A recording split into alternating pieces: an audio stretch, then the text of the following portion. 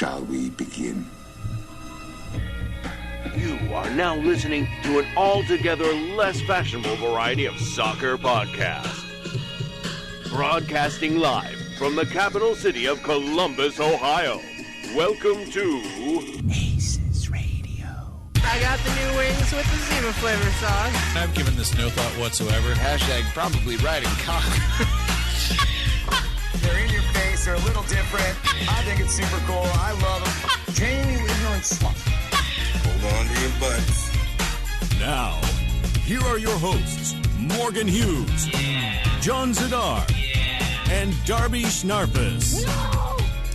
I like how we had intros ready for this week. Oh, yeah. For future weeks. Mm-hmm. But then our guest host for ACES Idol had to back out, and so now we have to go back to this one. Right. And I appreciate that you are still the no, even though you're the only one of the two people who's here. Oh my God, coronavirus piece of shit. Right into the microphone. Yeah, no, I the other day I spent a couple of hours editing up new intros with the names of all of our ACES Idol guests and had it all ready for this episode. And then the entire world went to shit and fucked with all of our plans. Yeah, and also I would just like to point out how well Brent just did in fading the music out. Yeah, nicely done. He's getting better, Thank you. folks. It's not true at all, actually. You're not getting better? Not really, no. Okay, well, that's the last time I try to give you a compliment.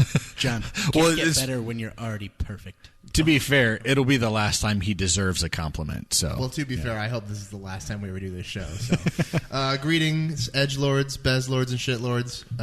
This is the third episode of this season. We're not counting that first one, right? Right. It's like I mean, you have to give it an episode number, just to not throw things 141? off. 141. Yeah. 141. Look at me. I know things. Yeah.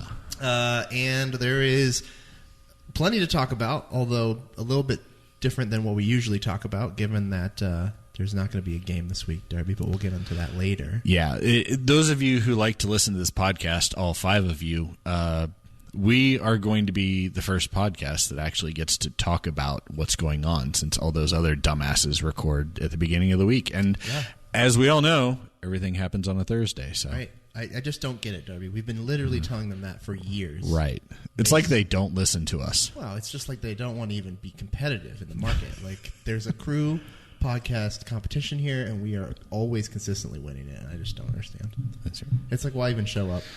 We could win this trophy from our beds, and soon we may have to. Yeah. Heavy is the head that wears the crown. Oh, man. It's a great responsibility. I agree. Okay, let's do a quick breakdown and go over that Seattle game from this past week. Kickoff in Seattle on that beautiful, beautiful fake grass, Darby. Yeah, everything looked the same on the television screen. Like the field, the players on both teams, because we wore yellow. They wore green-yellow. Yeah, I thought that was very odd that they allowed that. Anyways, here's your starting lineup for the Columbus Cruisers. In the back line, starting for the warm whore who was out with a little niggling injury. He didn't even make the trip, I heard. Abubakar coming in. You got your standard three as well. Awful Mensah Valenzuela. Of course, Eli Room in the net. Artur Darlington Nagbe in the middle with Zelarayan in the center. Diaz making his first start of the season on the wing, coming in to take over from Mokhtar now that presumably his injury is mostly cleared up. Santos on the other side, and then Zardes up top. And then for subs, you had Chris Cadden coming in at, was it right at halftime? Yeah, he came back, right? Starting the second half. Yeah. Taking over for Valenzuela, who we'll get into more later, but is it's not the same injury, but it's a similar area. And then you also had appearances by Etienne and then also Mokhtar to swap out both the wings later in the game. Shots were 5 to the Crew, 16 to Seattle. I didn't feel like it was that lopsided watching the game, but apparently so. Shots on target are exactly the same, though, with 3 each. Yeah, I think that's the difference is they were just spraying them all over the place. Yeah, now thinking back on it, I do remember remarking at one point, thank God these guys can't shoot. Yeah, Jordan Morris was heading the ball everywhere but at net, which was perfect. Yeah. Build up on the first Crew goal, which came in the 33rd minute, courtesy of Giassi Zardes. Assisted by Artur and Diaz, according to the box score here, but I think that a lot of that came from a great play by Lucas. But really nice build up, and really just like perfect pinpoint passing by Diaz. Like there was no margin for error there, and he got it where it needed to go. And then Seattle levels it off of that PK clusterfuck in the 79th minute. We had a few yellow cards. Jovan Jones for Seattle, the first card at the 36th minute. Diaz at the 66th, and then Hoao. How do you say that? Hoao. It's a Jao Paulo? 4-letter name with 3 vowels in it. Jao, I think. Jao? I think. But Jao is there's no J noise in Spanish. I don't know. Go listen to Dakota Stewart's podcast if you want the correct pronunciation, because I can't do it. Mr. Paulo. I acknowledge my limitations. In the 85th minute with the third yellow of the game. Much different than last week. I think that's less than half the yellows we had last week. Possession was 56 Seattle, 43 Columbus. So a little bit more even than those shot stats earlier would lead you to believe. But all around a fairly even game, in my opinion. Darby, what are your thoughts overall on the match in Seattle, and how do you feel about them winning the draw? Right? Was this a win? Was this a I think that's draw, what Brent wants you to I believe. would consider it a win.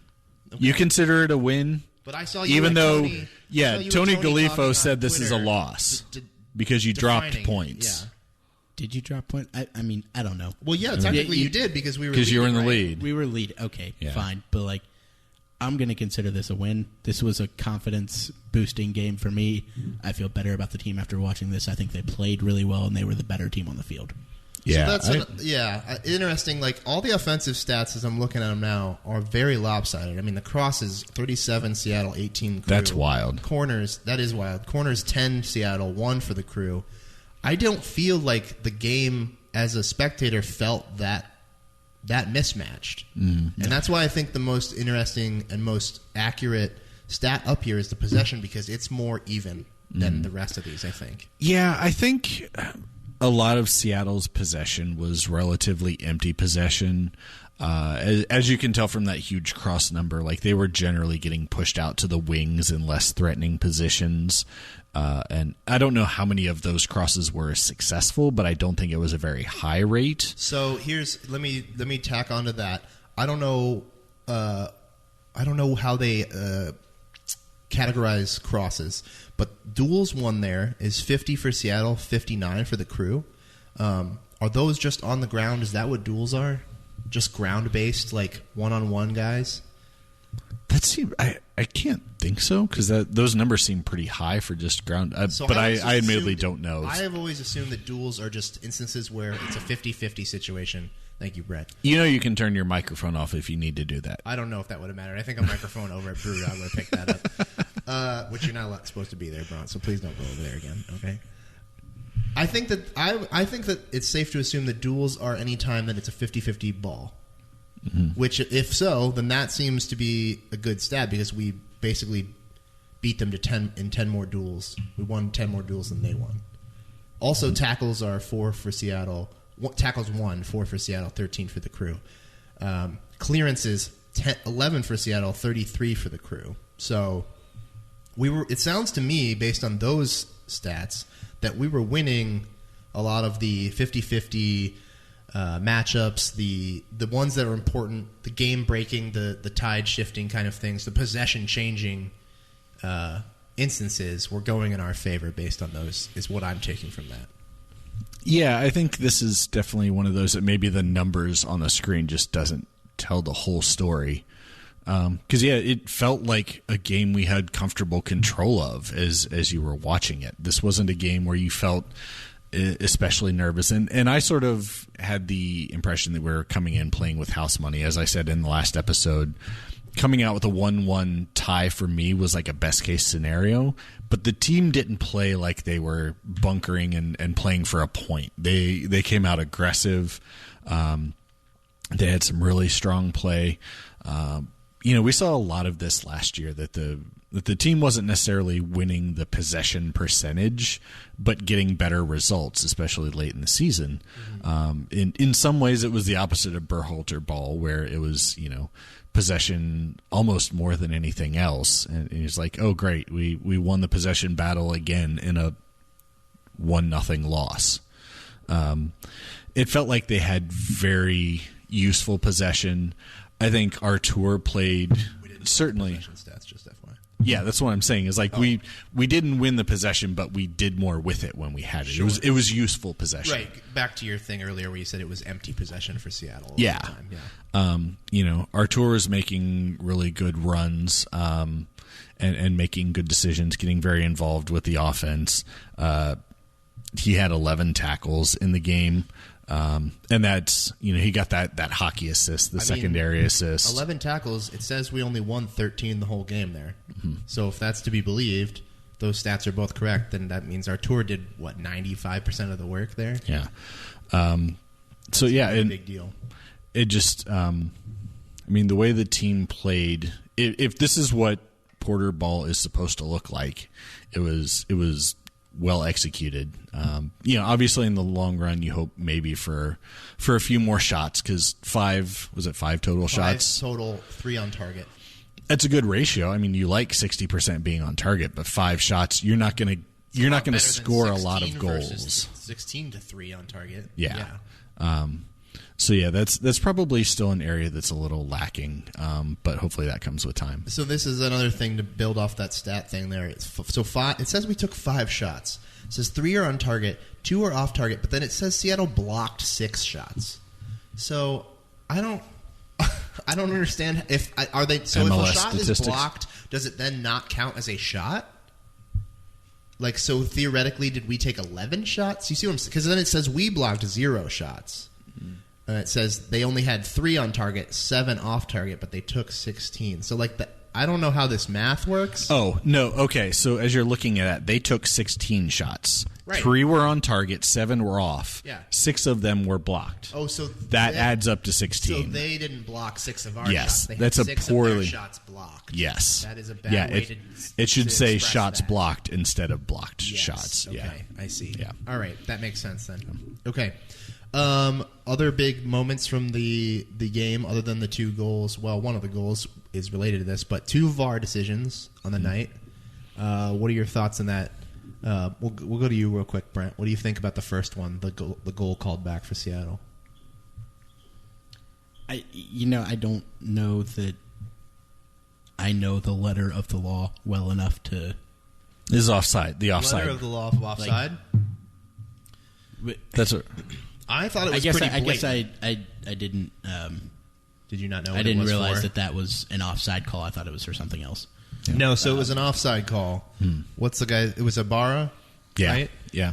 He was. I thought it was pretty clear. Mm-hmm. Like when he scored it and they were still celebrating, I was like, that dude was offside. Yeah. Which I was glad they called it back and reviewed it. But so I didn't think that one was controversial, but I did see some people on Twitter saying they weren't sure. Were they Seattle fans who said that? Because our back line was pretty straight. I actually think. I want to say, was that in the first half? Yeah. Okay. I believe so. If it was the first, whoever the left back was at the time was closest to holding him onside, but he was still off. Yeah. The center backs were doing a good job of holding him high, and so I thought that was a pretty clear call on review, and even in real time, I thought they're probably going to call that back. Yeah. Now that you say that, I do remember the broadcasters mentioning something before it was called back about Artur was holding him on.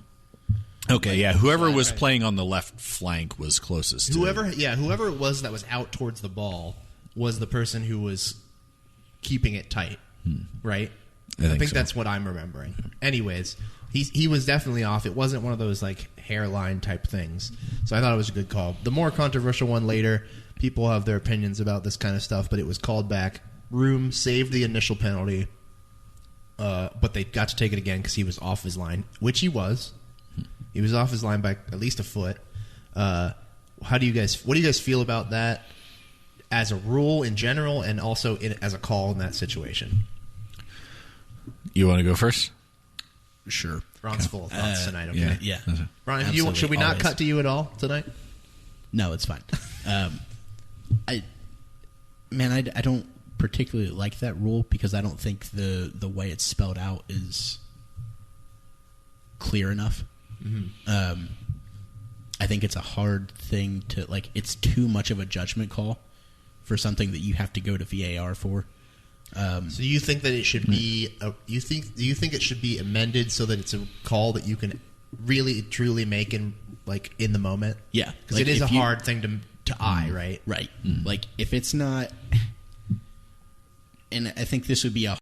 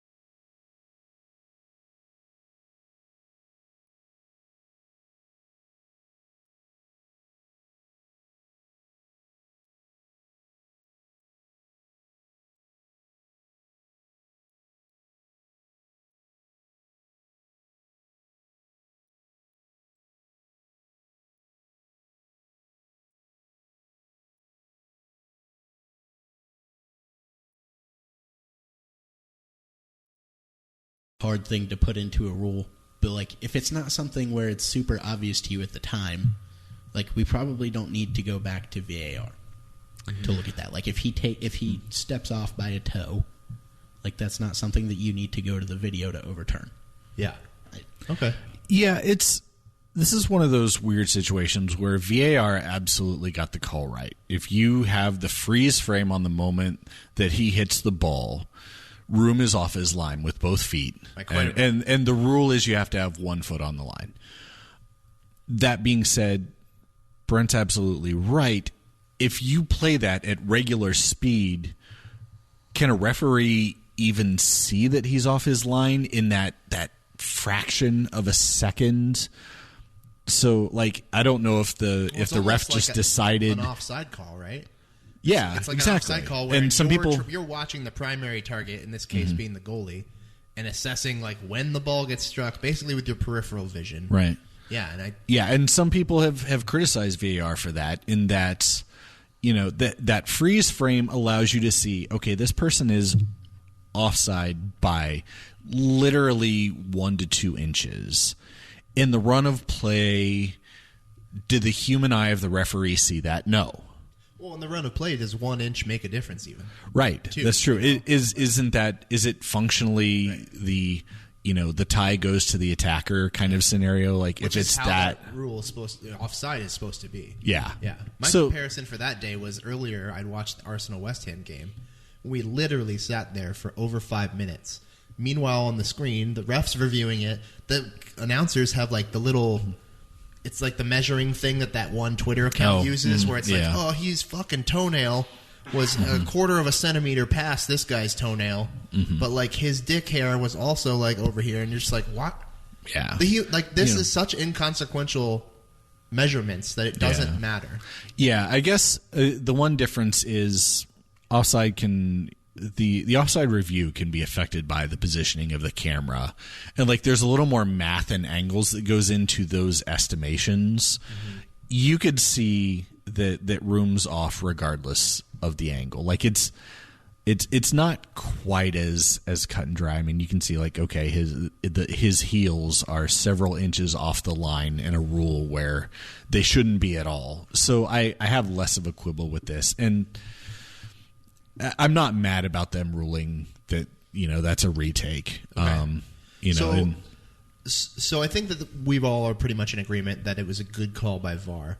How about the initial call that led to the penalty in the first place, the handball and awful? What are your thoughts on that? See, that's, for me, I think the instant replay, Andrew Wiebe at MLS actually did a pretty good job of breaking down. So for those of you who don't know, they did tweak the handball rule this year. I think especially as it comes to being in the box. What is it now? So, I mean, there's language for it. It's like the gist of it is before it was ball to hand unless your hands were in an unnatural position. Right. And now it's, I think, a little more just focused on like the ball to hand, especially as it relates to coming off of your body. Like, I think you're a little more likely to get handball calls now the way that it's defined, but there's an exception, and they say like, if the ball comes off of your body into your hand, it's not a handball. So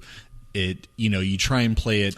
You mishit it on your foot. If you take a bad trap and you... Yeah, well, again, it's if your hand is in a clearly unnatural position, that's still a handball. Yeah. But I think they're generally saying, like, as a rule of thumb, if it hits your hand, like, if the other player hits the ball and it hits your hand, it's a handball. If you hit it, if it deflects off of your foot, off your knee, off your head, as long as your hand's in a natural position, it doesn't count. Okay.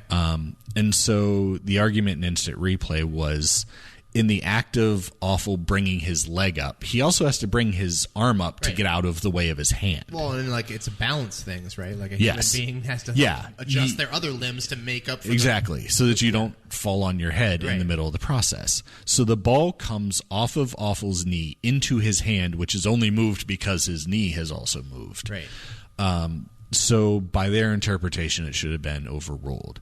Okay. And is that what Weeby said in yes. the playback? Yeah, that's what he said. Saying it was the wrong call. Exactly. Okay. Yeah, and so given this rule change, it was the ball came from a short distance, so it's not like Awful had time to make a deliberate hand movement. It seemed very natural in the process of trying to stop this ball. In fact, if he hadn't brought his knee up, it probably would have gone into his arm and then would have been a handball. Right. So, yeah.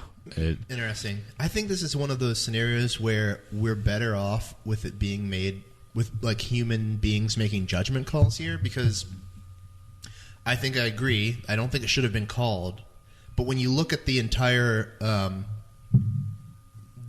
play of as a whole, right, from the moment that he kicks it and it hits his hand to the penalty to now the retaking of the penalty, I think if you consider, like, okay, this is a penalty, it could have been not a penalty, now he's taking the penalty, oh, this guy came off his line, I feel like you should be adjusting your calls to make up for previous mistakes. So I would have thought it would be understandable for him to say, this feels like a questionable penalty, I'm going to give it to them, but then now that they're not going to get this second take at it. You see what I'm saying?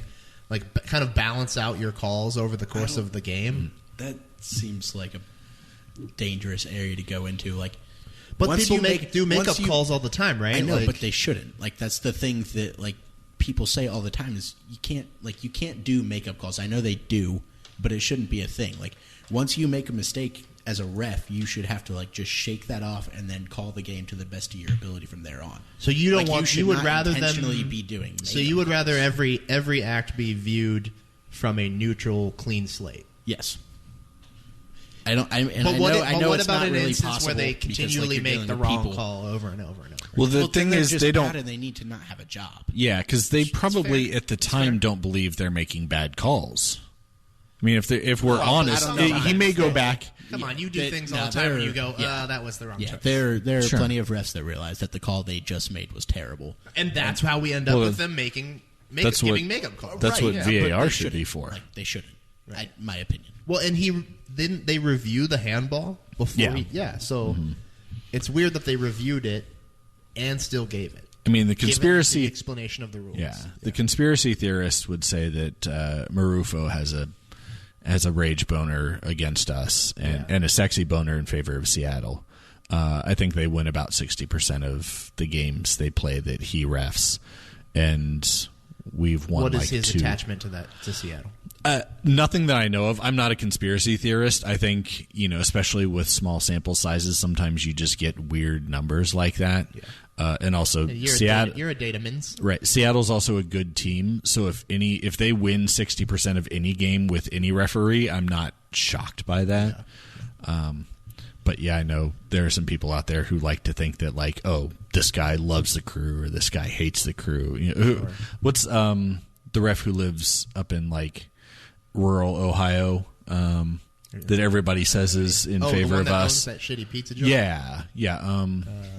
Todd Fichtenberger loves him. I don't remember. Yeah. Anyway. Oh. Hi, Todd. Happy birthday to Todd. Yeah. Is it? No. It's not Ted. No, not Ted Uncle. No. Hates. Thanks, John. Yeah. It sounds like no one likes any of them, so I don't fucking know how I'm supposed to keep track of this. Yep. Anyways, one last quick thing. We've been on the recap for a while here. Valenzuela going down shortly before half. Continued to play, but then came off during halftime for Cadden.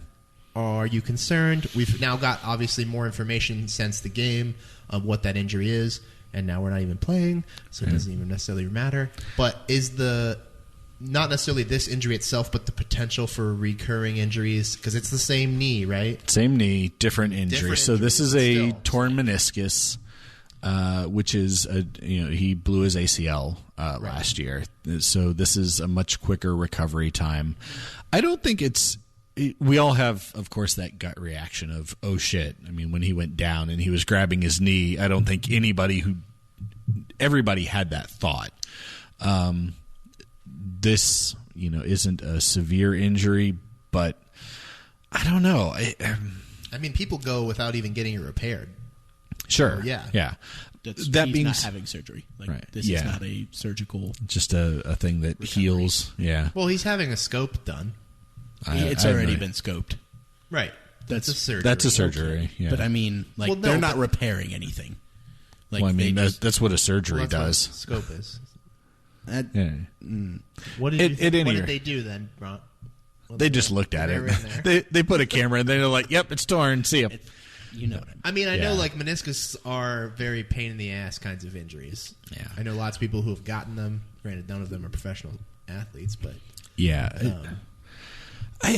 there's a part of me that wonders that since Tazjan left, which was before the beginning of last season, I don't know. Maybe there's been a little bit of a drop off in the training staff, and I'm not trying to point fingers, but there was absolutely a rash of injuries last year. There's now been a couple of notable injuries this year. There was even another one or two announced during practice that occurred during practice the other day. Oh yeah, which that's is right. Like a new anomaly within the last 2 years. During practice post Seattle game. Yes, post Seattle. Who were they? Do you know? I don't remember, and it doesn't sound like it was anything that was too serious. But it's just again like this person stopped practicing because of something that happened. Like that's not. Oh, I think Adi. We're used to. Adi had to leave the field because he got hurt. Which and you've always got the thought that like, how much did the turf play into this? Because we know that is an issue. That is a thing. Yeah, and it's still a contact sport. Injuries are going to happen regardless. But I do have some concerns. Like it seems like the injury bug issue hasn't gone away. This early in the season, we're already dealing with some stuff, and I think it bears watching. Maybe it's nothing. Maybe it's still just the random things that happen in sports. But throughout the course of this season, if injuries keep popping up at a higher rate than we might expect, maybe it's time for them to start looking at that. I think a lot of the trainers have only been with the team 1 or 2, maybe 3 seasons at most. Yeah. Well, it's interesting because he's Tashjian, or however you pronounce it, I can't remember. I think that's it. He's like one of the highest. I think he's like a pretty respectable guy as far as like his job within the industry, right? I mean, he went over and worked at Everton. And now he's went on to the U.S. team with Berhalter. So he's definitely one of like the top premier kinds of guys. I think it's kind of concerning if we're bringing in other people who aren't able to live up to that standard. I mean, time and time again, right? Both times he's left, haven't we had kind of an increase in injuries when he's not been here? Like, it feels like it. I think so. Yeah, and I know the new sports performance guy came from a baseball team, I want to say, and there might be an adjustment period there because those are very different sports. I mean, obviously there are certain universals in athletics, but well, nobody's like really ever running into you in baseball. So. Yeah, well, nobody's ever really running in baseball. So, that's true. Yeah. Darby, why don't you go ahead and shut the fuck up? Oh my God, Bront with his Cincinnati Reds jacket. Right, with the sweatshirt of the team that he doesn't support. It's a comfortable light hoodie. Do we need to buy you another hoodie? Because this is like the third week in a row that you've worn it. Okay, first of all, no, it's not. It's at least the second. But I didn't wear this last week. That was the week before. 2 out of 3 episodes. So not in a row. And if you want to buy me a New York Yankees version of the same thing, feel free. Bro, I'd rather light the money on fire. Yeah. Last point before we get into man balls that's on here that I don't really care about. But Atlanta United has gone ahead and decided that they just can't get enough. They just can't get enough of our sloppy seconds and have signed yet another one of our discarded strikers in J.J. Williams. Do we have thoughts on this? What is their obsession with us, and how much do you hate it, Darby? Yeah, I thought it was kind of funny when I saw that story. It's like, oh, yeah, basically they're just guys who can't make the cut any longer for the crew. Atlanta can't get enough. It's like, and no offense to either Adam John or J.J. Williams, but that's a big fucking drop-off from Martinez, which I think Atlanta felt acutely in their game against Club America the other day. Who started for them in that? Do we know? I have no idea. I have no clue. Was it one of these? Bag of balls. They also said that like J.J. Williams signing, which this is the thing. This is one of the two things that bothers me about this. They said the J.J. Williams signing has been in the works for a while, but we only cut him in like the middle of February. Or I think like I that. saw. How long could that have been in the works? I think I saw them say they had their eye on him for a while, so maybe they just misspoke. Because I don't. I mean, and maybe that's that would what. be- Maybe the that cutting would be is what fair, caused but- them to jump because they knew, Right. oh, we've given him up. Now we can get him for cheaper. Yeah. So So interesting. Yeah. yeah, but they said he was not intended to be like a replacement for even a temporary replacement for Martinez. Presumably they'll go and spend he's a large amount of money later to get Sure. a legitimate one, right? Yeah, I think he's a development guy. He's just gives them something. So this is second striker, third crew player overall to end, or fourth crew player overall to end up there at some point, right? Yeah. Parkhurst and Marin being the first two. Yeah. It's weird. Yeah. Incidentally, I think we should talk about the Zardes goal, since we're not really Did going we to have not? like the segment two. Not really. Not in any detail, because I do think it was worth talking about. All right. And Dive you into mentioned that all of it really started with Lucas, and he's maybe the most unnoticed aspect of the play if you're just watching in real time.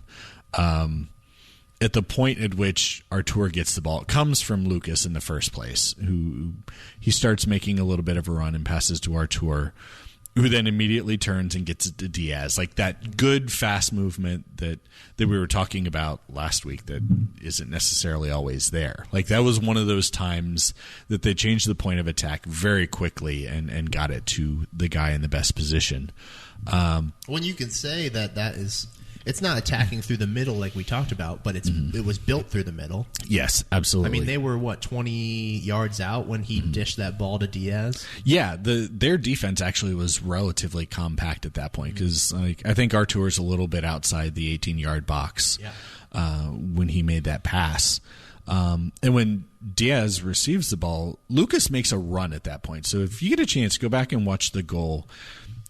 Lucas makes a diagonal run kind of across the box and winds up dragging one of the center backs with him just a half a step. And that's what really frees up Zardes for the goal. So Diaz makes, you were absolutely right earlier, just an inch perfect pass. Like that, he puts it exactly where it needs to be. Jossie hits the ball right in stride, doesn't even have to work for it. But Lucas's run pulls the defender just a step away from Zardes. The guy has to make a decision. You see his head kind of swivel as Lucas runs in front of him. So basically Lucas forces his way into the defender's field of vision and makes him honor that run. And you kind of see like a little bit of indecision in his step because he's not really sure which way to go. And in that moment, the ball just goes screaming past him. And Jossie just has to tap it in. Like he won't get an easier goal this year than that one. Yeah, it's like those little margins that make all the difference, right? I mean, it felt very much like the goal he scored against Cincinnati last year. It was like the exact same.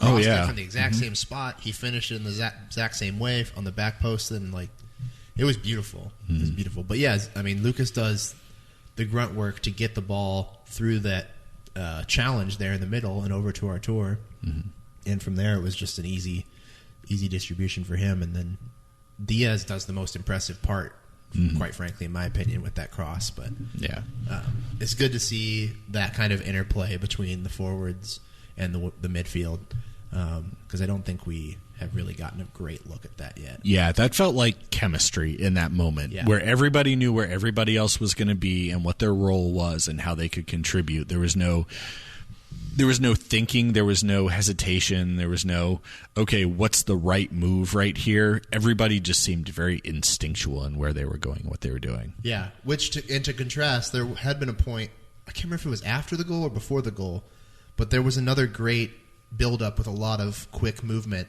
and it didn't result in a goal when it really should have, because Jossie had made his run and then did one of those where he stepped back a few in towards the penalty spot to like separate, but Zelarayan had, I think it was Lucas, dished it across right in front of goal. And so it was just one of those things where you could see like they're just still not used to exactly what the other one is thinking, and you know, maybe if that same play happens again in a month, then he doesn't make the step back. Yeah. Or he does, and now Lucas knows he's going to make the step back and dishes the ball to where he's going to be instead. And it's just, you can see that they're starting to build the connections. They're starting to understand what's going on in the other one's heads. Yeah. And I think it's going to get real exciting after they've had another month or so under their belts. After they've had another month. Oh, wait. Yeah, about that. Nice. Yeah. Well, practice isn't on hold, so they've got a month to practice with That's each other. actually a good point. I hadn't thought about. Get to know each other's time. They just do decontamination baths before and after every practice. Yeah. All right. Yeah. Well, we'll touch more on that in segment 2, but for now, let's wrap segment 1 up here with our man balls. Which let me broach something real fast that we didn't touch on at the top of the show, which is my fault. We don't have a guest host here tonight for Aces Idol, which now half an hour in, you've probably become very aware of. It's just me, Darby, and Bront. We wish that Bront wasn't here, but he is. I wish that too. Our guest host for tonight had planned to come, but had to drop out last minute due to all of the other health-related things going on. And so I'm a little unsure of what the future of that is going to be and when they're going to be able to participate, as well as like what necessarily the recording schedule is for the show moving forward. But just wanted to address that we're not stopping doing Aces Idol, despite this being the second week in a row without a contestant. It just so happened, unfortunately, that literally like within an hour and a half of us starting recording, they messaged me and said they weren't going to be able to make it. So that's still going to be moving forward. It may be moving forward in a slightly different way than we had planned, but I just wanted to get that out of the way. So, man balls. Okay. Darby, do you want to go first? Sure, I'll go first. So I texted Alex real quick. We'll see if he has some man balls that he wants to give out. Good. I thought about doing that. Yeah. If not, then fuck it. It's not like we really keep that much track of these anyway. That's fine. My first man ball. Oh gosh, my first man ball goes to Jonathan Mensah. He actually, I think he was man of the match overall. If you watched what he did some amazing emergency defending in this game. He was where he needed to be. He was making big clearances.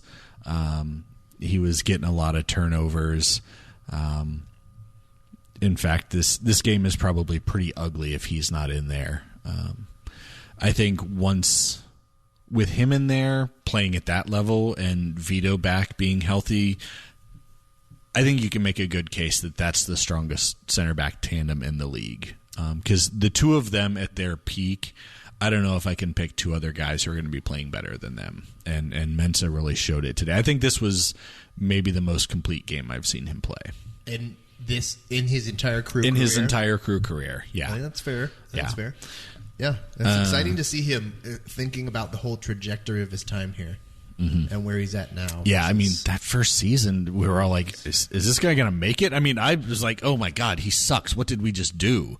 But he's gotten consistently better. And like, he had a pretty decent leap from year 1 to year 2, but he's kept increasing, I think, even at that point. It's just, we haven't even necessarily found his peak. Yep. So it's kind of exciting to think about. He's the captain now, too. So he's obviously a big leadership presence. So it's good to see. And I think he's got the right personality for that. I think he's got the blend of calm but also passion. So, my second man ball, I'll go with Nagby for this one. One of those sort of performances that won't necessarily show up a lot on the stat sheet. But he gives us something that we haven't had in a while. That guy who's willing to dribble out of danger and maintain possession rather than just pass the ball anytime somebody challenges him. It's been kind of enjoyable to watch, and frankly opens up some opportunities, because if you're not just passing the ball off the instant somebody closes on you, that means sometimes a second defender is coming at you, or you're pulling somebody out of position in the process of them chasing you. So he's adding something to this team, and I think it's a good thing. And this game was a pretty good example. I think he was quiet, but he helped pull strings. Nice. Okay. All right. Bront? I'm going to go super straightforward. I'm going to give the first one to Luis Diaz. That ball that he sent into Zardes, like, you couldn't ask for a better pass than that. And it's really good to see him playing at the same high level that he was at the end of last season. The second one's going to go to Jossie for burying that. There were a lot of times last year where I criticized him for having a ball in a similar position and skying it over the net. So the fact that he buried that, good on you. All right, very nice, very nice. Did you get anything from Alex? I did. I got 2 words, so I mean we can just say the words. You want to do that? Yeah. So his first man ball goes to Eloy Room. presumably for everything except for stepping off the line early. And the second one is for Mensa as well. Okay, nice. Well, mine real quick here. One of mine was also going to be for Room. I think it's unfortunate that he didn't get another shutout. I think in a situation where the advantage is already so heavily weighted towards the kicker, I think that the goalies should be allowed to come off their line a little bit before the fucking kick. I don't think it's going to make that big of a difference. What about like a little arc, yeah, that you can just be in there? I don't know. I really think they should do something because the advantage is so heavily in the kicker's favor. Sure. Yeah. I mean, the goalies a lot of the time is just coming down to guesswork. So I'm not going to. I don't get upset even when it's going against me if the guy comes off the line by a little bit. I think it's more egregious when they're running into the box. Oh, the defenders. Yeah. I think that's worse. Mm-hmm. So that's going to be that. I think he had a good game. I think he deserved a second shutout. And I'm impressed by his play so far after 2 games. So that's my first one. My second one is actually going to go to Steve Lyons for responding to the GCG Bag tweet. GCG Bag noticed that the guys were still out there, the construction crew, working on the stadium, guys and gals. I'm sure there's some women on that crew. During the first day of the global pandemic, they're still out there getting the job done. And Steve Lyons, was like 9 o'clock at night. Yeah. Oh, they work long days. Yeah. I mean, I'm sure they're not working. They must have shifts. Yeah. But still, like I see them out there in the rain at 10 p.m. They are always working, and I assume that they have to be because of the schedule of getting this thing built. But it's impressive and appreciated nonetheless. GCG Bag said, we need to find a way to thank these people, and Steve Lyons said that they're working on it, and I think that's real cool. I would love to have everyone who has a part in that maybe be complimentary tickets to the first game and acknowledged out on the field at halftime or something. Oh, yeah, like a halftime ceremony and just get them all out there. Yeah. That'd be awesome. I'd cheer the shit out of it. I was excited to see Steve say that they are working on a way to honor the crew. So he gets my second man ball for the week. Nice. All right. Okay.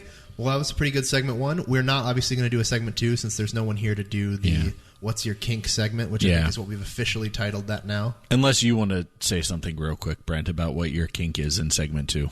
I mean, that's up to you guys. My kink would be for you to get the fucking levels right on the soundboard.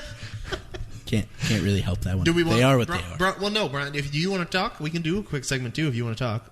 If you don't, that's fine too. We can do a segment 3. Do you just want to like roll straight into it without doing like? Do you just want to do it right now? It's really up to What's Your Kink song, Darby? What is that? What the fuck? It's the outro music. Yeah. That was the outro music? Yeah. You got the outro music ready to go? Kind of. Why don't you do that? We'll keep talking until you can hit the play button, and then let's not roll right. Yeah. Okay. All right. Fantastic.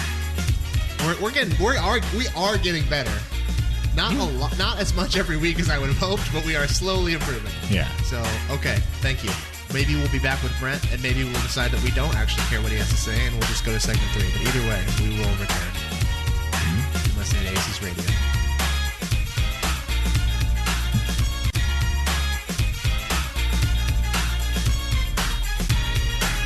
All right, and we are back. We did, after much conversation and John going to the bathroom, we decided we'll drop a deuce. We'll do a segment 2 here. I appreciate you guys coming to continue the conversation while I use the restroom. I know, right? Well, I wish you would close the door. It would have made it hard to talk, Darby. That's true. Well, you can hear us in the speaker, so we could have been up here on the microphones, and you could hear. That's not so much conversation at that point, because I'm just hearing and not participating. That's true. We need the man on the street microphone, so you can go in there and talk while you're doing your business. We should look into that. Yeah. Let's get what we have right now working, and then we'll add more gear. Oh, fine. Okay, so what we did decide was we'll do a little "What's Your Kink" with Brent. Yes, yeah, because all of our ACES Idol guests so far have talked about it, and Alex last week did his bit. So we thought let's have Brent talk about what he's into. So terrible idea. Yeah, what have you got for us over there, buddy? What's your kink? I mean, other than the crew, the stuff that I'm into is like other sports, especially baseball, like the Reds, like the Yankees. I watch the Reds. I mean, they're on the channels that I get. So how did you get this sweatshirt? I bought it at a Meijer one day. What? Why? because it was a little chilly, I had a T-shirt on. Okay. And Because you never wear a coat anywhere. Let's establish that. I don't really own a coat that's heavier than like the Save the Crew hoodie. Bront, you live in Columbus, Ohio. We get winters here. Why don't you buy a coat? Fair. Because I just haven't. Do you know they sell them at Meijer as well? You could have bought one of those. Yes, but not for the Instead same of- price that I paid for this hoodie. Okay. All right, so not the Reds. But Okay, like so you buy baseball, 30 like hoodies at $10 each, but not a coat. Cool. Okay. Well, those are spread out, Darby. I don't have all that money at the same time. Joke's on us, Darby. He actually, that isn't the same red sweatshirt he wore last week. Yes. Multiple of them. Yes, I have multiple. He's like, I enjoyed it so much, I bought them all. And they're all like frayed in the same exact spot, you know. Yeah. So we know that you're a Yankee shitlord. We got that. Right. Absolutely. And baseball has canceled at least part of their, or suspended part of their season, they will not right? be. They have not started yet, and they Right. will not be starting on time. And no one will notice because they play 400 games a season. Everybody Right. will notice.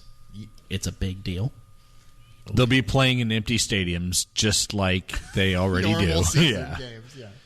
Traps. Tuesday at 2 Don't talk about p.m. My like favorite that. part of this is how we are like, do you want to talk about things you love? And he was like, I mean, I guess if you want to. Yeah, But then the we whole start time we shitting were on like, it. We're just going to shit on the things. Yeah. That's Okay. fine. You do it anyway, so. Okay. May Is as well baseball lengthen the is podcast. baseball the thing that you want to talk about? We can talk about baseball if that's what you guys want, or we can talk No, about I don't. euchre. I like Okay. euchre. Okay, so I don't know a lot about euchre, including that you liked it, but I do know how to play spades, and I am under the impression they're very similar. Is that They are correct? very similar, yes. I don't entirely understand the exact rules of spades. Okay, so maybe but I we know can do they're a- similar. Maybe we can do a Euchre's comparison then. Yeah, Do you euchre's know both? easier. I haven't played spades in years, but you basically play with a full suit, whereas euchre you're just playing with the highest cards. Euchre So is euchre played- doesn't Euchre's- include the entire deck. No, euchre is played with the 9 through the ace Of all the suits. of all the suits. Well, Yeah. spade uses the whole deck. It's a game you can play pretty easily drunk, and that's the most important part of it. Okay, so Haven't done that, but it sounds fun. So is the gameplay similar then? In spades, what you're trying to do is you're trying to win sets by having the highest card of the. Yes. Okay, Yes. so it's the same premise. it's just less It's cards. just scoring and less cards. Yeah, and it's Okay, you that know, sounds- since it's team based, there's some strategy involved. You're basically Right. playing with a partner. It's 2v2. Yeah, And the order of the cards gets a little different, maybe. I don't remember spades, how that works. So spades is right. Everybody has their hand, and whoever plays the card first, that is the suit for that round. And you have to follow suit. You have to follow suit unless you don't have it. Yeah, and then the highest card of the correct suit wins that round. Yeah. Takes that round. Yeah. Yeah. Is that how euchre Euchre's works? the same way. Whoever leads off, you have to follow suit unless you don't have it. And then if you don't have it, you either throw off or you play trump, and the highest card wins. Like if you play trump, you Okay. beat whatever led, unless that's a higher trump.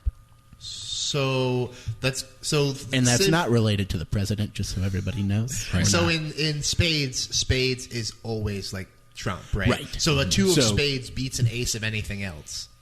So If I'm remembering correctly. yes.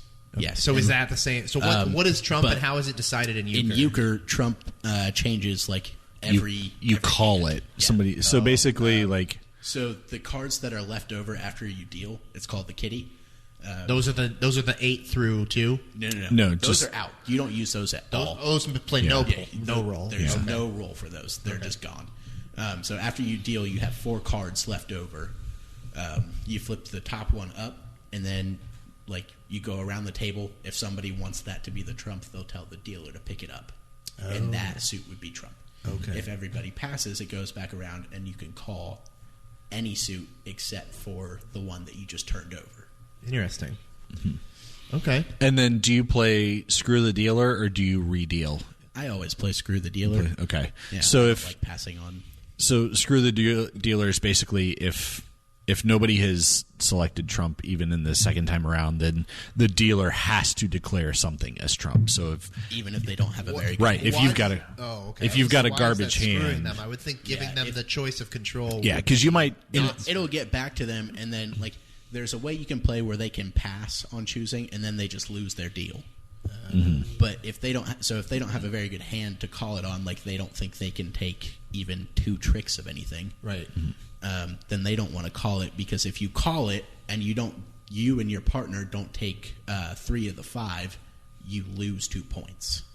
Interesting. Okay. Or the other team so actually in gets spades, 2. you both call how many hands you think you're going to win. Right. Yeah, and you don't do that. That's one of the big differences. You're not bidding on it like you are in spades. Okay. Right. But also you can go alone in euchre. So if you have just an amazing hand, you can tell your partner to put their hand down, and you're playing 2-on-1 against And they don't the play other any team. of their cards. And they don't play that round. Interesting. Yeah, your If partner. you take all 5, you would get 4 points instead of 1 or 2. And what's the where do you win? What's the threshold? You played a 10. Okay. So you use like the 6 and the 4. So it's as a your lot scorecards. different than spades then, because spades I think you're trying to get to 500. Yeah, it's like I said, fast-paced, the scoring relatively is, speaking. The scoring is different, Okay. but the premise is very similar. Where like you're playing like trump, and you're trying Right. to like save your trump until you The need base it. mechanics are the same, Right. but yeah. Okay. Yeah. So where do you play when you play euchre? So for right now, I actually just play whenever like me and a couple of my friends actually have time in our schedules to like hang out with each other. I would love to, if anybody out there like plays euchre on a regular basis, or there's like a club or like a regular tournament or whatever, like let me know, because I would love to find a way to play more. Nice. Okay. That'd be cool. Yeah, I know I've occasionally seen euchre tournaments advertised. I don't know that I can name the place, which I realize is incredibly unhelpful in this context, but I don't know, Endeavor might have actually done one at one point. Yeah, I mean, they've got all the game stuff there, so it wouldn't surprise me. Yeah. But yeah. If you haven't Endeavor and you would like to, since I know you all listen to this podcast, why don't you set that up for me, please and thanks? Why don't you set it up, Bront? Sounds like a If lot a of work, bunch John. of people email in at team@savethecrew.com if they want to play a euchre tournament, will we have an ACES Radio beat the Bront euchre tournament? There we go. Ooh, if an ACES you are Raker. interested in that, email team@savethecrew.com, and then we will set up the ACES Radio euchre tournament. How many for like a quality tournament? How many players do we need, Bront? So you're looking at 4 people per game. So if you wanted to do a tournament, I would say... So what? We probably need only like 8 people. It wouldn't be a long tournament. That's 2 teams or two games going at the same time. Yeah, 2 games of 2. And So then, you'd have a it's single- semifinal and then a final? Yeah, I mean, it wouldn't be big. I like think you said, probably want but 16 people. Like, get 4 games going. I'm not limiting it to 8, Darby. I'm just saying minimum. What's our minimum here? 4. Yes, But we'll for have a but- one-game tournament. But okay, but for real, if there's there are interest, 8 other people, or I guess 7 other people that are interested, I mean, and what if we we want to did try to do what something if we with did 8 people, we the can do that. 2020 Euchre COVID Cup at Endeavor Brewing Company? Since we don't have any soccer games for him to attend. Yeah, or maybe this place. Yeah. Well, that's true. Hey. we could do it here. Hey, Brent, if somebody's interested and they didn't have access to email, where could they find you on Twitter to reach out to you directly to They could have that connection? direct message at save_the_crew. Joke's on you. I don't have to. I don't have that. I don't have to mess with that. Yeah, that's not me. No one looks at that No, anymore. for real. You could just find me at BAM. Hashtag Brent Spangers. Yeah, that too. That'll work. I'll check that regularly. No, it won't. At BAM22542. Okay. That's 22542. And remind us again, what do the numbers stand for, Brent? That is So Derek you're- Jeter, Mark Teixeira, and Mariano Rivera. I thought it was a zip code where he grew up or something. No. no, How'd you Darby. get into euchre, Brent? How did Like, where did the love begin? It's a game that my parents have played with their friends whenever we would go visit other people, and that some of my other friends played when I was in junior high. We would play it a lot, whenever we would go on trips and stuff. Dude, that's so interesting because euchre was also really big, with a segment of people when I was in high school, and we would go on trips, and they would always be playing it. I remember they played it when we were on break, during breaks at ski club, they would play it, and on the bus, and Exam days, after everybody was done with the exam and you still what had it time was, left. but there was period of time where it's just It's crazy because whenever I've traveled out of the state and we would be playing it, find out that other people don't know what this game is. Oh, so really? it seems like it's kind of an Ohio thing, maybe. Interesting. I don't know. Huh. Weird. Well, it sounds like fun. I would play if we were actually going to do a little tournament. I mean, I don't know all the rules, but it sounds like it's similar to Spades, and I don't know play Spades, so I'm sure I could figure it out. It's pretty quick to pick up. Yeah. So. Okay. Playing it definitely helps. Like trying to listen to other people explain it. Like it kind of gets. That's confusing, how it was when I learned Spades. Yeah. It was at my grandma's house for Zadar Christmas, and they were like, "This is how you play it," and I was like, "I don't understand that at all." But then I sat there and watched like a game, and I was like, "Oh, this isn't that This is way more complicated than it's when it's told to you than if you're actually seeing it happen." Yeah. Yep. Okay. Cool. Well, I think that turned into a good, spontaneous little kink segment. Definitely. Yeah. It turns out that Brent's kinks involve cards and 3 other people. Well, I'm only shocked.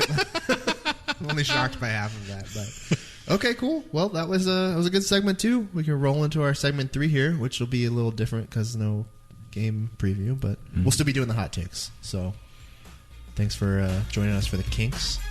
We'll be back for the kicks. ACES Radio.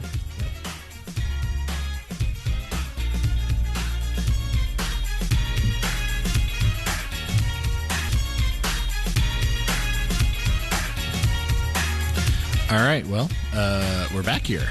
We are. We did our things. John did not go to the bathroom between segments this time. No. I'm very happy. It seems like you have a strong and healthy bladder. Thank you. I drink a lot of water, so the fact that we had only recorded for 5 more minutes means I didn't need to go to the restroom again. But I actually didn't go to the restroom the first time. I just went back there and refilled my cup with my pee. You just couldn't. I drink so much water, it's basically clear. Yeah. Okay.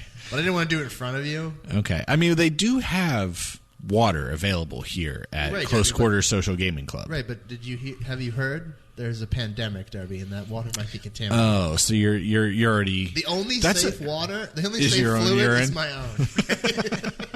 So you know what? Don't hate on me if I'm just going to keep. It's called recycling, Darby. You should be doing it. No thanks. I'll just die. That's fine. Hot takes. We have a new format this year. We'll break it down once more for you guys. Instead of reading all of the nonsense, we are only reading the top 3 and the bottom 1. Of the nonsense. Of the nonsense, yeah. We're reading some nonsense, but not all of it. So this is partially to shorten the show a bit and partially to hopefully encourage you to step your game up here. Point system is also changing for this season. First place vote getter gets 2 points automatically. Second place vote getter gets 1 point automatically. Third place gets no automatic points, but they do get red, which means they are up for point attribution by us, because we will also be giving away 1 point each. Although, since there's no guest, there will be no 4th point. It will just be the 3 of us. Do you think that's fair this week? Sure. Okay. Last place vote getter also will be red, which means they can receive points from us, but they will also be automatically losing a point. So that is the breakdown. Ties will be determined by which hot take is shorter, because fuck you. We don't want to read your long list of inside jokes. All right. Anyways, that is the hot take format for this season. Let's get into the grand prize, shall we? Drabby, do you want to read the overall standings? No, I don't, because we haven't updated the overall standings. Darby didn't update Damn it, Darby. Yeah. I appreciate you making him look like a fool. Some people got some points last week, and some people the week before that also had points, and together they all have this is stupid. points. Let's just get into it. This is supposed to be the part that people tune in for. I know. Well, And they'll yeah, have to tune yeah. into Twitter, and we'll update the standings on Twitter. And we'll begin reading, this is something I said last week, but we'll begin reading the standings next week. Right, yeah. Definitely, probably, almost certainly, there's a chance it would happen next week if All right, Brent, things happen. play Let's them get off. into it. Play them Yeah. off. All right. Up first this week from user not Charles. Protect Drabby. He's old and in danger of corona. What's wrong, death. Darby? That's still 4 knots, right? It's still the same knot, Yes. not It's the same Charles. knots, Yes, Okay. it's the same amount. It's the same Okay. user. All right. John Zadar, your thoughts? Wait, on what that? was it again? Say I it got again, distracted sorry. by Darby. Yeah, stupid Darby. Which maybe we don't want to take this advice. His hot take was protect Darby. Drabby. Whatever. It's the same Morgan. person. We all know who Jesus. we're talking about. He's That's it. old and in danger of corona death. Well, you are getting up into the age range where there is a percentage of that is a non-zero number. I'm closer to the high risk category than I am to birth. That is definitely true, and I'm not happy about that. I mean, Actually, asked me you this are last too. Year, no, Darby. Yeah, you are. No, I'm not, Darby. Yes, you are. You're close. It's 60. Yeah, which means you're closer to. Is it high. 60? Yeah. Are you sure? Yeah. I'm going to say it now, even if I'm not. All I'm right, pretty sure it's 60. I was just going to say that if you'd asked me this last year, I'd say I wished he was dead, and not this year because I need his help with this crap. But now after that comment, I hope he gets it. It's fair. That was number first. Okay. Up next from Free da Penis. I have been in high-ranking talks with both the Cleveland Clinic, Nationwide Children's, and your local Applebee's waiter, and we have new recommendations on the current pandemic of coronavirus, or COVID-19. It is our consensus that the number one way to combat and prevent the spread of this virus is to hashtag free da penis, hashtag penis against COVID-19, hashtag keep your penis away F. Is that cut off? No. Keep your penis away from me. Okay, I can't see all of that. It's cut off on my screen. The mobile. If only you could pull it up on the computer. That has 4 monitors in If front only of you. I'm not doing that. Drabs, you want to read that last hashtag? Because I'm sure that's cut off too. Yeah. Penis isolation for 14 days. John, what are your thoughts? I'm picturing a boardroom of a bunch of really serious medical professionals in suits, and then a guy in a full-size penis outfit, and he's up at a whiteboard with circling options of how to proceed, and they actually all agree that the only solution is to free the penis. Right. And penis isolation for 14 days, which should not be a problem for anybody in this room, incidentally. Penis isolation, I mean, at least 14 days, if not longer. At least? Yeah. Okay. Yeah. Bront, God damn it, Brent, put your penis away. We told you that. Bront didn't make it 14 seconds.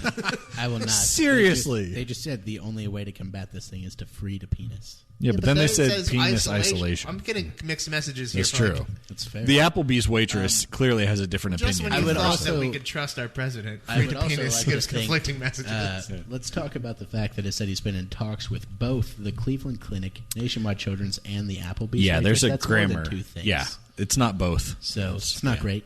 Yeah. Maybe he's just in talks with the Cleveland Clinic and Nationwide, but he's having sexual relations with the waitress. Well, High-ranking waiter. talks. Oh, well, what waiter or whatever. Okay. Yeah.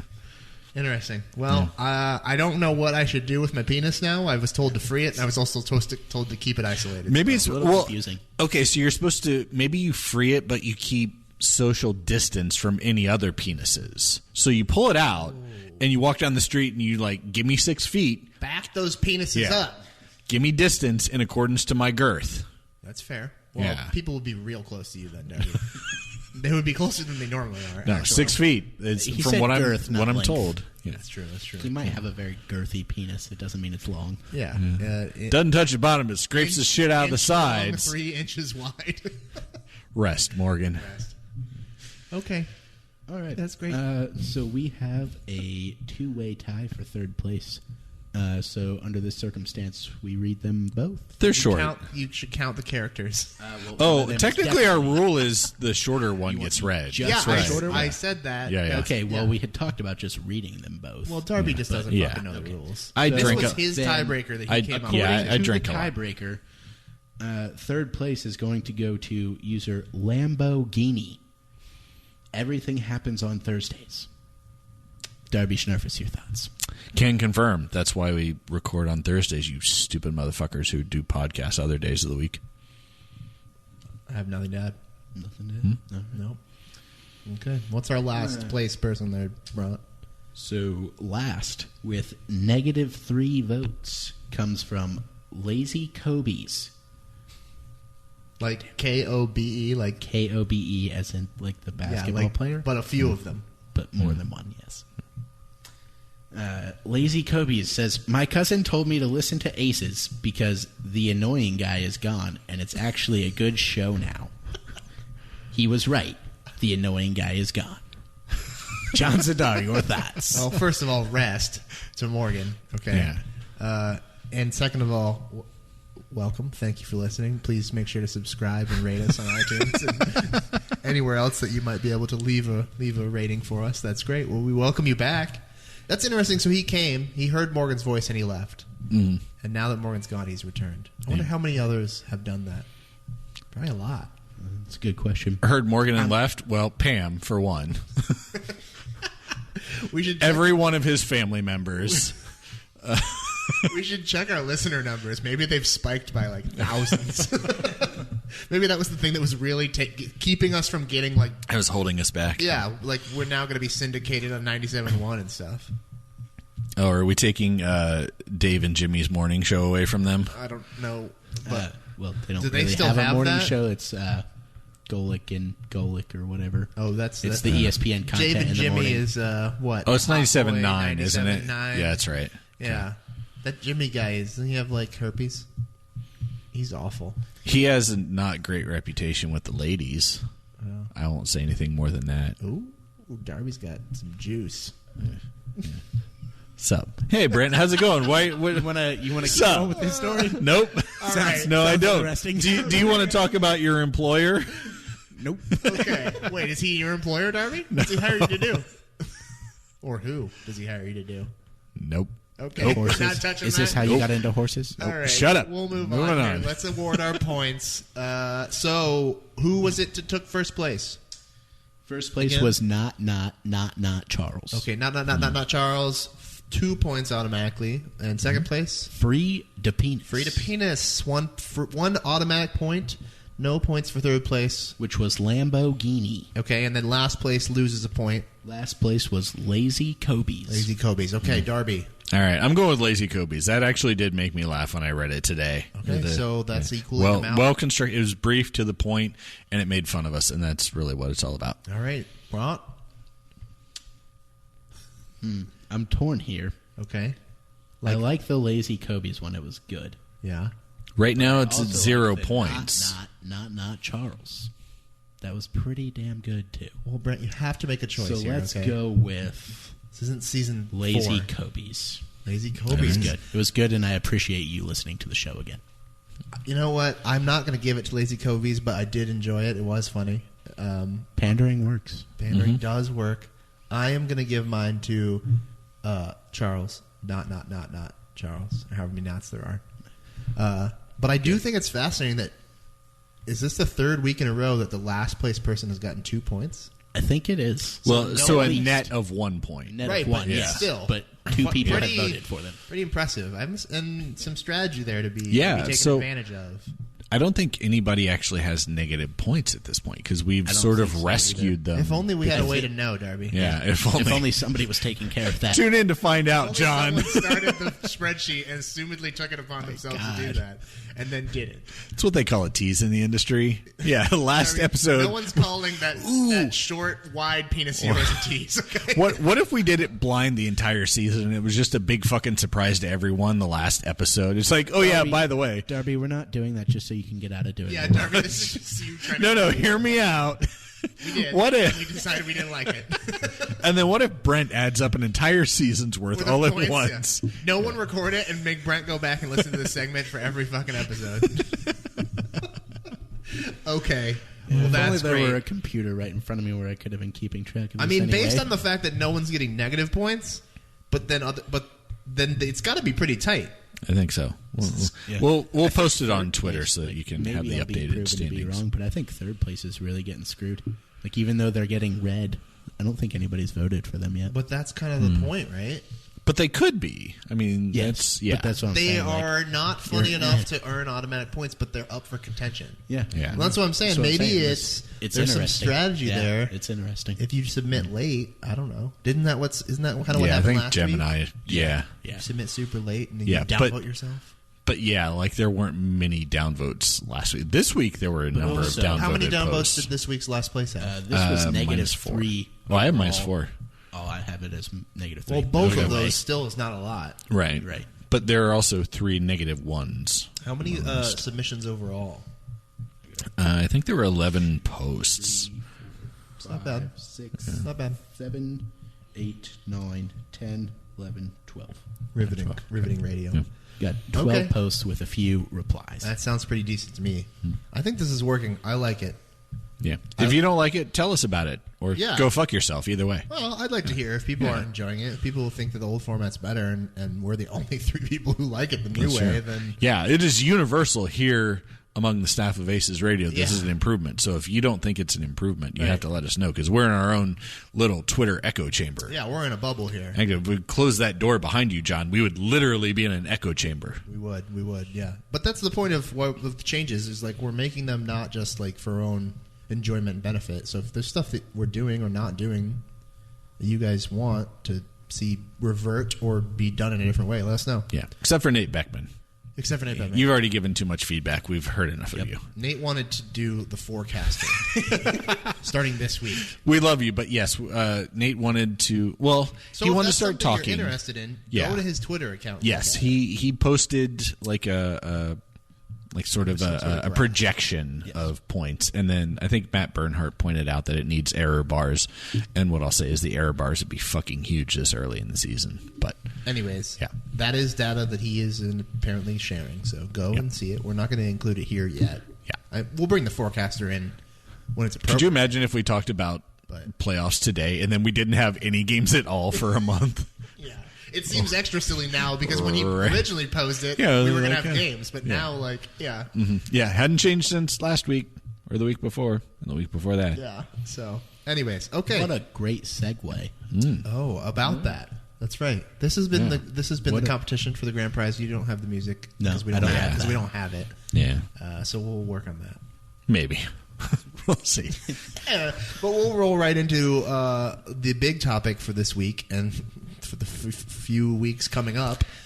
MLS has suspended play at least through the end of March, which constitutes 2 game weeks, or is it 3 games? 3 games. It's 30 days. So it would actually, so it goes into April. So it is part of April as well. Yeah, they're like, Darby has a birthday game this year. Let's go ahead and make sure that they don't play that game also. Yeah, that sounds like that was the whole point. Well, this was going to be my birthday. It's going to be my last birthday because I don't have many left. Well, and COVID's going to kill you. Yeah. So, okay, well, that's good to know. I thought they had said March. There's been so many people canceling things that it's hard for me to keep track of who's canceling for how long. Part of the problem, journalists were like jumping on the story and breaking, and they weren't giving a lot of details. So the official league press release says 30 days. Okay, and let's start by touching on that topic right there, because I already saw you old manning it on Twitter earlier. How unacceptable do we find it to be that it is hours between when reporters are putting that information out there and the league actually finally announcing it? And then again, how unacceptable is it that they're not doing that until middle of the day Thursday, to less than 24 hours from some games kicking off? Is there a Friday game this week? I don't think so. Know the answer to so there could be even a game tomorrow night. So 24 hours from a game kicking off potentially, and now certainly, if nothing else, like teams were getting ready to travel. Right. For the most part, tonight would be a travel day, basically. Right. So yeah, it was last. In fact, I think Inter Miami might have even had a press conference in the time between when reporters were breaking it. Yeah, Jorge Mas gave out more information than the league did. Like after the reporters broke it, where he was talking about the league, like being everybody was united in this, and he talked about some of the different things that Inter Miami's going to do. Like he gave out a ton of information, and the league still had not said an official word about this. Yeah, well, that's the part that I think is the problem. Is the Columbus Dispatch did not publish an article, so Dan Cordemanch had nothing to say because there was nothing he could piss and moan and correct us about. There was no record to set straight. Yeah. Yes. No. It is. It is. But it was early. Embarrassing. It was how. When was the first tweets going out? I know. What's his name? Pablo Maurer. Maurer. Is that it? Yeah. And then Grant Wall, of course, tweeted about it too. But it was hours between those tweets and the official announcement. Sure. At least a couple. Yeah. Well, and as of now, we still have no information about how our tickets are going to be handled. Right, everything has said ticket information will be released in the near future. Yeah, because this morning, having not heard anything, I pulled the trigger and did a ticket exchange, or I submitted the request for a ticket exchange. Well, I did that not for mine, but for the Community Assist tickets yesterday, not knowing that this was coming because I couldn't find anyone to take them. Right. I asked a couple of groups that we partner with, and they were like, there's maybe a world-ending virus. No one wants these, so we'll not take. So I had to call and say, hey, I need the Community Assist tickets transferred to another date, which maybe now I can retroactively change there back, was, but I don't know. What's his name? Adam Entler. He's one of the season ticket people. Who he's probably one of the more active social media people that I've seen. Said that basically that they had ideas in place to be able to retroactively undo people's transfers, so that whenever people this game before the announcement had already been uncomfortable with attending. Right. Yeah. That's good. So whenever this game gets made up, the people that had tried to transfer out should be able to still get tickets. For and this we game. do assume at this point that these games will be made up, correct? I would think so. We're going to be missing at least four games. Yeah, for one thing, it's of course it's a little fucked up in Columbus because we have to deal with a series of events at the fairgrounds that already hose our schedule through no fault of our own. There's the Breakaway Music Festival. There's the State Fair. There's the Quarter Horse. I know you're dreading listing the events because of the Quarter Horse Congress. There are as Andy Locknade would love to tell you, that there's 20 days. No, it's even more than that because the Quarter Horse Congress lasts a month or some shit. The Quarter Horse Congress is a month-long thing. So there's 45 days on the calendar that are already just out for us making up games. But one thing we were talking about earlier, MLS basically moved up the entire calendar by a month in just sort of condensing and tweaking things. This year, MLS Cup, and last year also, it's a month earlier than it was prior. So presumably they could extend the season back out with time to get those games back. Mm-hmm. For us, that's a problem because that's the Quarter Horse Congress time, and we'll be making up at least 2 home games, if not 3. I think 3. That was what I was going to outline here real quick for everybody is we are obviously missing the game this week, which is at home. Then the week after is Nashville. I'm on the ESPN app, which actually has these games listed as postponed rather than with dates and times. The last game they have listed as postponed currently is our home game against Toronto, which would have been, what is that? Was that going to be the 4th? The first Saturday of April is the 4th. I assume that's the date that was going to be. And I think we actually had a break after that, right? Yeah. Well, we have a break before that. That's the thing that concerns me, and how we'll be able to handle that, knowing we have limited home dates later in the season. Is April is our busiest month of the entire year as far as home games. We have 5 games in the month of April. 4 of them are at home. So if this ends up getting extended, we could be out 5 home games. Yeah. Which is going to be real difficult to fit those in. We're going to be seeing a lot of double game weeks in towards the end of the season if that does end up happening. Mm-hmm. Not counting this home game. If you count this home game, then the away at Nashville, and then the 4 home games in April and the 1 away game, that's 7 games in total, 5 of which are at home. I don't know how they're going to do it. Yeah, at this point, a month is workable, I think, just with some cramming. And I think the players aren't going to like it. There's going to be some serious congestion. If you go more than a month, you probably have to start dropping games. And that's a whole shit show because you have to make sure that the schedules are lined up properly. You've got to have all of your home conference games, if nothing else. You can't have an unbalanced schedule within the teams in the East, for example. So you've got to make sure not only that if you cut games that you're not cutting the ones that sort of matter more for players or for teams. The nice thing is I guess they have a month to sit down and figure shit out. They can all do their remote work from their home and crunch numbers. But certainly if it goes any more than a month, they're going to have to take a real hard look at the schedule and ways to do things with fewer games, because I think that's what it's going to come down to. It'll be really interesting to see how they handle it and how all the other leagues abroad are handling it, because I saw that the Bundesliga might be just scrapping their season and not awarding – I don't even remember how many games they have left. but they would just like not award a champion. No one would be relegated, and then next season they would temporarily expand the amount of teams in the top flight, and to allow the ones that are in promotion right now to come up and still play, so that they're not like punished. Yeah. It's real interesting. It's real weird. And apparently the Premier League is talking about potentially scrapping, doing the same thing, and not awarding a champion, which is like drive. I did see Liverpool that. People fucking Yeah, insane. apparently they literally don't have plans in place for what to do if a season gets cut short for some reason. So At this point, maybe I'm misremembering the table, but isn't Liverpool like far enough ahead that nobody can catch them? I don't think it's mathematically like secured yet, but they are. Okay. I mean, if they are, I haven't actually heard that they are that's been like clinched. They are considerably ahead. But so it would be interesting to see.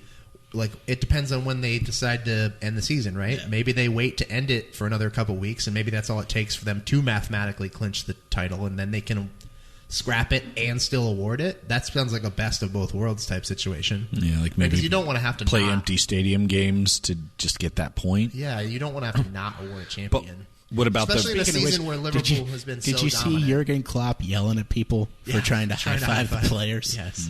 Yeah, There was like that a was clip of him, like, fantastic. Get your fucking hands away. hands away. Yeah. What a legend. By the way, What a legend. this whole situation is the best argument I've ever heard against pro rel. So Ted Westervelt can go fuck himself. Oh, man. What, you want to explain that a little further, Japs? Yeah, I mean, as John was talking about with the Bundesliga, like if they've already, if the lower divisions have already determined who's going up, but the larger divisions haven't determined who's going down, I mean, it's a big shit show, and clearly pro rel is a failure. The end. It's a lot. I feel like there's some stretches in there. And I'm not pro rel, but I feel like there's a little bit of stretching going on there.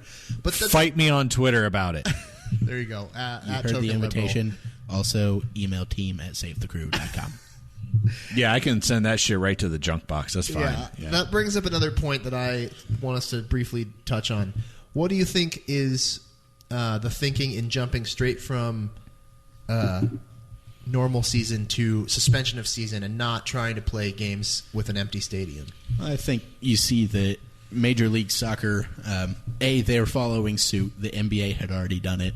I think they're in communication with several of the other leagues that were planning on doing this. But Major League Soccer, more than the other sports, is heavily dependent on their gate, on their ticket revenue.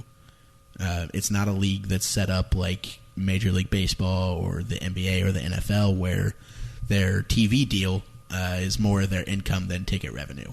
So if they're going to play in front of closed door, they're giving up the majority of their revenue. That's fair. That's fair.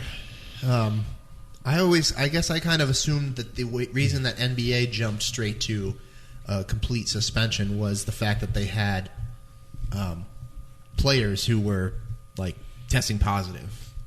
Is that not like what really led to that instead of empty arenas? I think that's part of it. They had a player that tested positive, and I know they had like two teams stuck in the stadium, right? That team had been they had been traveling. They had been on the road for several days, playing in Detroit and Cleveland and New York, and Boston. Yeah, and some of the places they brought this up actually on the Dispatch podcast, where like some of the places that they were playing actually share arenas with the NHL teams.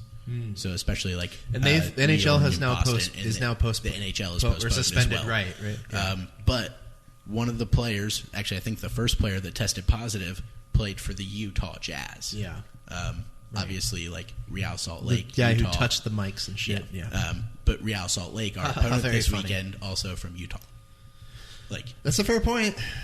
So yeah. I mean, it's all very interconnected, and it shows you like just how this thing works, like just how this disease works. Yeah. Yeah, and probably one thing that's important to remember is this is ultimately a sport. They could play in empty stadiums, and you'd probably still have some transmission among players, among staff. I mean, they're sweating, there's bodily fluids splashing all over the place. I mean, it's a pretty sexy game. You never know what's going to hit you in the face. Maybe we're talking about the MLS, not the Photo Force Conference. It's just in the grand scheme of things, this feels like the right move because it's just sports are ultimately entertainment. And it's not minimizing what the athletes do. They're incredible, but it's still functionally a competition that their entire job is based on the fact that people want to watch it. I think they get that. I think most of them probably get that, right? I think that I saw a video of LeBron saying basically, like, I will not play to empty arenas. Which may also have played into NBA saying, well, if players are going to refuse to play to an empty arena, especially that one, especially that one, and we can't exactly make them do it. So, right, and I hate to say it, but like if they're going to cancel March Madness, like basically every other league should look at that and go, okay, seriously, if the biggest sporting event outside of say a World Cup is deciding to pass, like. We should probably all take a pass because that's. I mean, think about the millions of dollars associated with that. I don't think the NCAA would have done that on their own, but they had schools that were dropping out. I mean, it doesn't change your point. Your point is still right. But like they can't host games here. It wouldn't have been, Right. Not, I mean, not to say that they were. But Kansas and Duke, like before the tournament announced that they just were like canceling the tournament, Kansas and Duke and some of the other high-profile schools were like, we're not coming to this. Yeah, like and good for them. That's like the Premier League trying to decide should we cancel or not, and Manchester United and Chelsea are both like, we're not playing. Oh, okay, well, we may as well cancel. Yeah. But good for them, good for those schools for making that decision also. First of all, nobody should ever say good on Duke. It's just not a thing. Even shitbags can make the right decision sometimes. It's fair. A lot of silence. It's fair. I had nothing to say beyond that, so that's fair. Okay, well, so what do you guys think on a personal opinion standpoint? Do you want them to try to cram these games in and make them up, or should they just say, forget these 4 or 5 fucking games? Let's make sure everyone still plays the same amount of games, and try and just keep going. Well, and again, you have to make sure that you have like all of your in-conference games have to be the same. Yeah, so that the tiebreakers come. Maybe they shuffle the schedule. Yeah, reschedule like some of your later games that you have against Western Conference teams. Like in order to fit in our Eastern Conference games, you're not going to play that team this week. Exactly. Yeah, I think that's. I would be okay with that because I'd rather have that than like, we're going to play on Wednesday like every other week for the next 2 months. Like that's not a situation that I want. That's not going to be good for the competition. That's not going to be good for the teams as far as like gate goes. Not that I really care about that, but it's just that's not going to be, my opinion, the best thing for the teams. Yeah. So I would rather see a trimmed schedule than that. Drabs, what do you think? I agree with that. I'd rather see some trimmed games. If you have to play a game or two in international breaks where MLS has historically sort of taken an optional approach. Some teams play in those breaks and some don't. Maybe as a league you say, you know what, you play during the break this year just because it's – I'm not saying you have to make them all up, but maybe that kind of splits the difference. Yeah. And you can extend the season by a week or two without impacting schedules too much then. Okay, yeah. Well, we spent a lot of time on this. One last quick thing I think was interesting. At what point, considering an extension of this suspension, at what point do you think they just say, "Fuck it, the season is over"? How much longer would they need to postpone before you think they just go, "It's a wash"? I think if you have to cancel the entire month of April, and then you're looking at still like going into May, unsure of when you can start back up. So, like, they're like, oh, we're going to go another week or another 2 weeks, and they're unsure. At that point, I think it's hard to make up all your games, and it's hard to trim your schedule enough to make to, like... Yeah. I think we're already kind of treading in territory where there's always going to be an asterisk. Oh, for sure, yeah. Right? So, that's why I'm asking this. Yeah. What I was going to ask, didn't the NBA play a shortened season? Was it because of a strike? It was because of a lockout. Was it functionally like a half season? Was it more than half? It was over a half season, if I remember right. But it was. I mean, it was significant. Yeah, I think you could do that. I think you're right. Like a month, we're probably okay. You're going to have an asterisk, but what the fuck, whatever. Yeah. Like, that's fine. Well, that's an asterisk that also, like, every team has the asterisk, right? Right, yeah. Like, it sucks for everyone equally. Yeah, we're not really even at a point right now where, weeks off were much of a thing. So, you'd still have, like, 25-ish games. I think that's enough competition so that you can have somebody stand out as a Supporter Shield winner. You have enough separation that you can establish who your playoff teams are.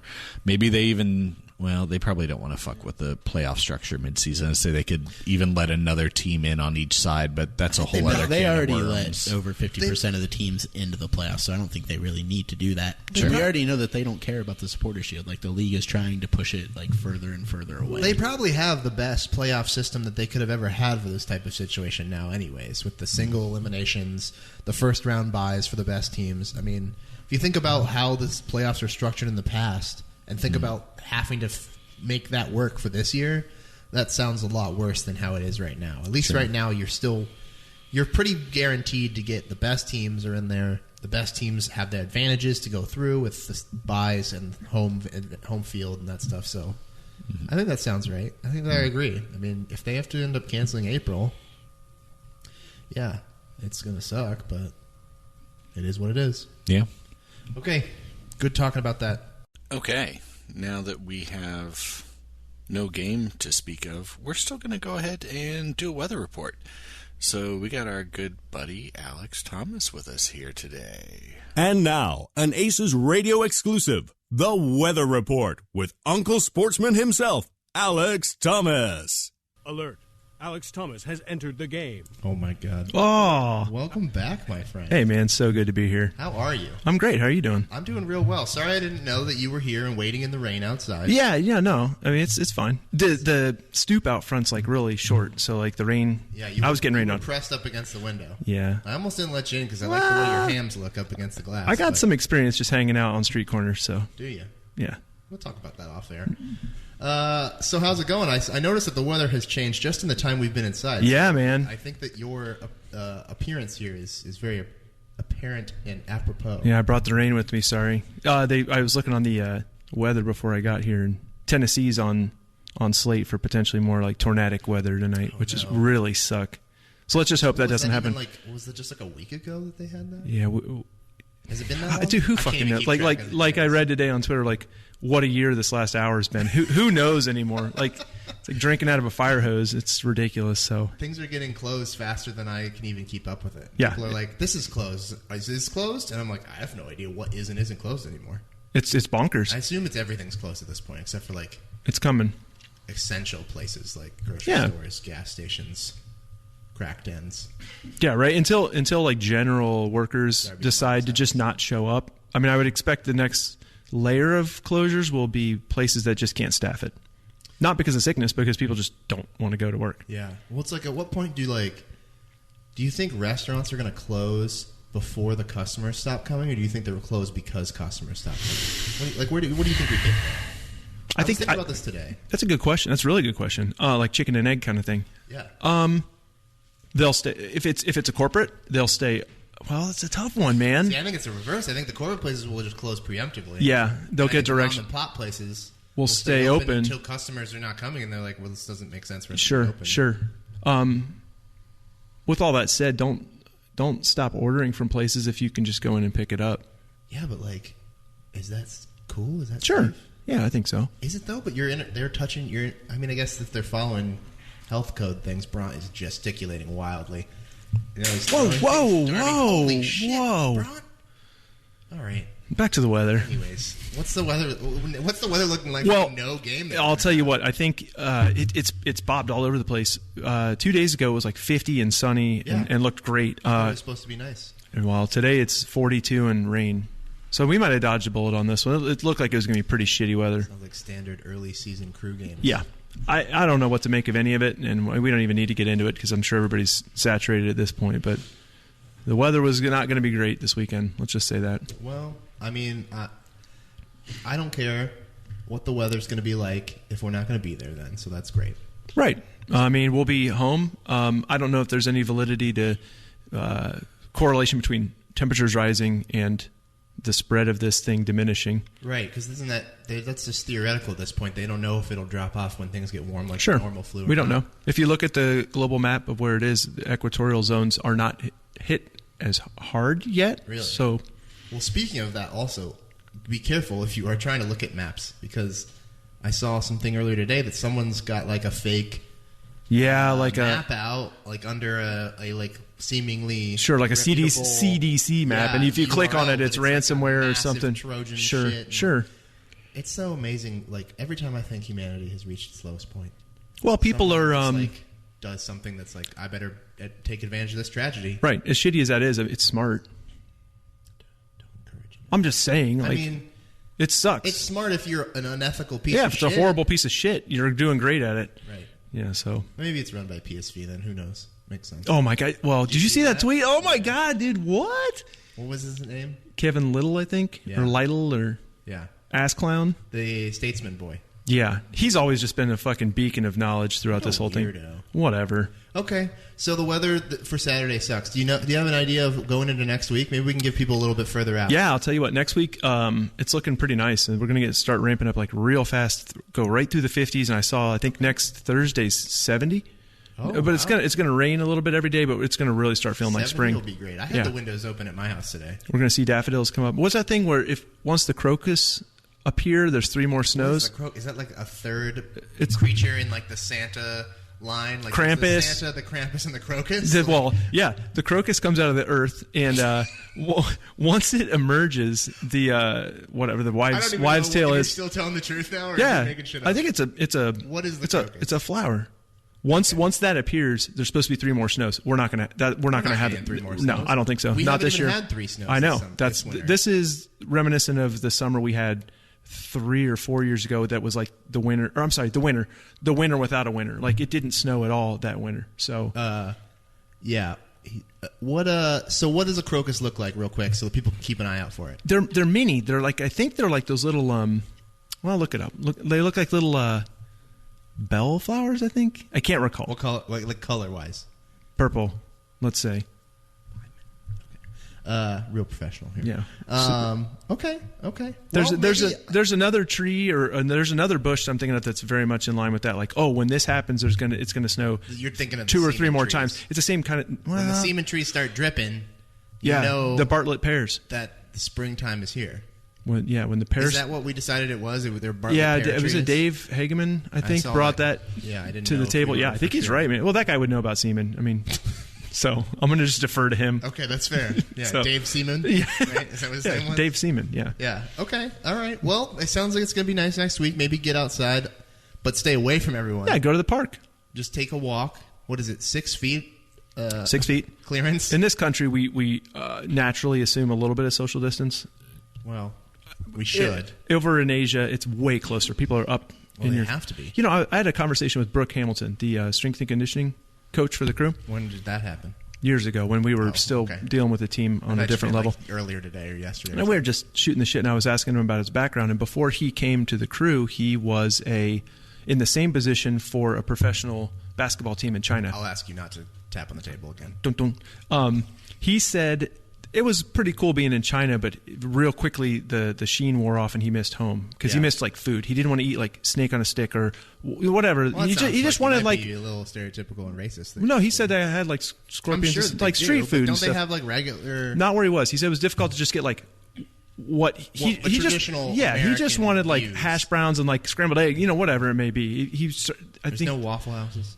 No, dude. So he started missing that stuff, and he said the other thing that was a real shock for him was how close everybody was to him. He said he would talk to his players, and they would like be up in his grill, and he's like, "Dude, you need to step back from me." That's interesting because I thought that like Asian cultures were more understanding of like space. No, he said it is especially with like the bowing instead of the shaking. He says it is uncomfortably close. Really? And they're not doing it on purpose. That's just how close they are to you. Yeah. So it is if. Whatever. We keep more distance than people anyway. So go out, maybe enjoy the nice weather. Yeah, go to the park. Don't get too close. Take your dog for a walk. Yeah, check on your elderly neighbors. Like I say that a lot, but do it. See, I always think that's how's Darby going to handle this? I don't want to go too long here, but thank you very much. Oh my God, there he is. He's not dead yet. By the way, Wings Over Columbus has, like, they send an email. They've got a whole protocol for how to deal with food. Like, they'll be delivering food wearing a new set of gloves each time. Okay. They're only taking online credit card orders, so you aren't handing cash. them a All card right. to swipe. Right on. That's fascinating. See, yeah. that's great. That's really good. This was something I was thinking about earlier because I was thinking about my grandparents, and I was like, what if they, like, need stuff? Yeah. Like, how do I give them stuff That's been sanitized. without or, exposing them to the thing that they don't have the stuff because of, you know? Like they run out of this thing because they're at home trying to avoid it, and now I'm trying to bring them this If stuff. they have gloves and they could take it out of its package and put it in another package. I guess. It's crazy. It's going to be wonky, guys, but hey, a lot, be calm, love each other, and support each other. So this is just going to be weird. It's going to be a strange month, but we got this. Awesome. Thanks for stopping by, Alex. All right, man. Appreciate it. Thanks for having me. Hopefully we'll talk to you next week. If you want. We'll see. I don't know. We don't know what we're doing yet. All right, we'll figure it out. Fuck it. All right. Later, man. Smoke weed every day. We've come to the end. Hey. Another episode has come and gone. It did not go how we had all thought it was going to go even 24 hours ago. But, Right.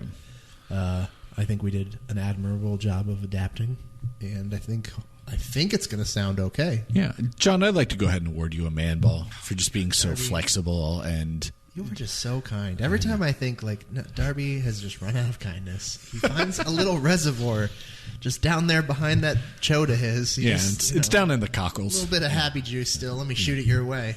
I'd love to give you a man ball in return. Oh, thank if you. you'll allow it. Absolutely. And Brent, you can go ahead and give yourself a man ball. Yeah, we will not be. That sounds weird. Well, we all know what you do in here after we leave, so it's fine. As an extension of what's going on with the league being postponed, I don't know if we've 100% settled on whether we're going to continue to try to record. It's going to be hard with there not being games to fill up a lot of showtime with. But if there are things that you guys would like to hear us talk about, we'd love for you to submit them. I think the best way right now is the Twitter account because I'm not really sure what the status of the email is right now. So if you want to add us and say this is something we'd love to hear you guys bullshit about, and we get some good suggestions, then I think we'll keep recording. I think we'd like to be able to offer you guys a semblance of normalcy and routine. Yeah, obviously there's going to be no games to recap. There's not going to be any transactions or injury updates to talk about for any length of time. But if there's, maybe they're still able to practice, and we keep seeing practice injuries like we have. Oh yeah, sure. We'll see shitty news about people getting hurt, but yeah, if there's things you want to hear us talk about, like, send us your ideas, and we can pop in here and we can record an episode. Yeah, obviously, but if it's worth it, we could still do hot takes. Yeah. We could still do something funny with the weather. Yeah, this stuff it's for your entertainment. So if there's something you want to hear, let us know. We can still do the what is your kink segment. If you guys want to submit stuff for that, we can talk about what you guys are into and how other people can get connected with you on that. Yeah, that's a good point because eventually this would morph into something.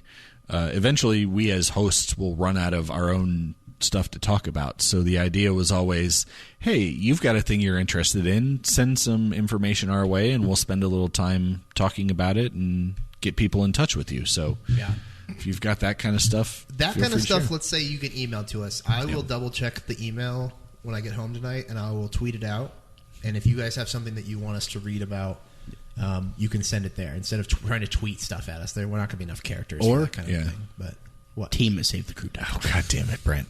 You may CC team at SaveTheCrew.com on these emails, but I will tweet the new ACES radio email address out as soon as I get home from this recording, so you guys will have it. Yeah. Another thing, while you're on our Twitter account, you should notice we have a link for a webpage in there. Currently, the acesradio.com page is not up. We're trying to figure out what, if anything, we want to do with that because it's just, it was a cool idea, but it didn't really do much. So we're kind of thinking about that process. Our podcast hosting service has basically a page for us, though. It essentially just has the web player for individual episodes. So if you don't subscribe in any given format, you can go listen to one-off episodes there.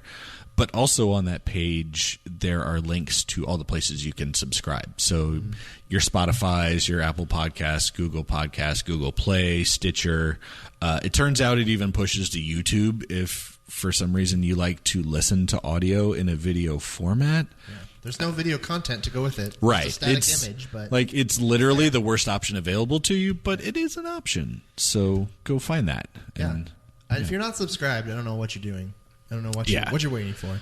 Yeah. It's time to subscribe because, like we said before, there's other things that we've now had to unfortunately postpone for the moment that we teased we were going to tell you about this week, but now we're not for now. So, but we are still wanting to grow the community and have you guys be more involved. And subscribing will help do that, as will leaving reviews wherever you do subscribe, be it iTunes or whatever. Leaving reviews really is super helpful. The algorithm loves it when people leave reviews, so it will recommend us more often to people if people are actively leaving reviews consistently. So if you guys haven't done that yet, please consider doing that so that we can get new ace holes in here. Right.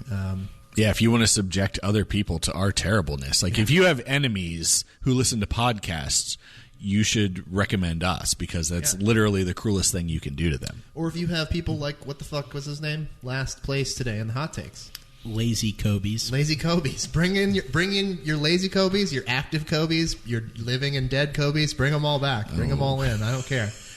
I'm going to assume and hope that they were talking about shoes. Is there a shoe called a Kobe? Yeah, they're named after the player. Oh. Well, are they lazy? How Do they run? How would an inanimate object be lazy, though? That's a good question, John. Maybe he's a Kobe hater who made his Reddit account before the tragedy. Well, that is very distasteful, and I will retroactively take my blood point away from you. Lazy Kobe's, find us on Twitter and explain what the fuck your handle means. Just so we understand. All right. I think that's everything we needed to touch on today. I'm glad that we were able to still get a show out for you guys. Like I said, I think if we get feel like we have enough content to continue doing shows, we will. So make sure you hit us up on the Twitter and check the email and send stuff into the email. I'll be monitoring it, and hopefully we will talk to you again next week. Yeah. But yeah, thank you. This is episode 3. I think we are getting better. We're definitely not getting worse. That's true. We're not getting worse. So that's a hard thing to do to get worse. You know, as the person who's been responsible about hard things, okay? Well, given that everything bad has been your fault, you shouldn't be saying that. All right. I mean, it's not wrong. Brent, I love you, Brent. You've worn your headphones in 18 different configurations tonight. Yep. And I don't like it. Yeah, I don't care what you like. Anyways, this has been ACES Radio. Thank you for listening. Free the penis.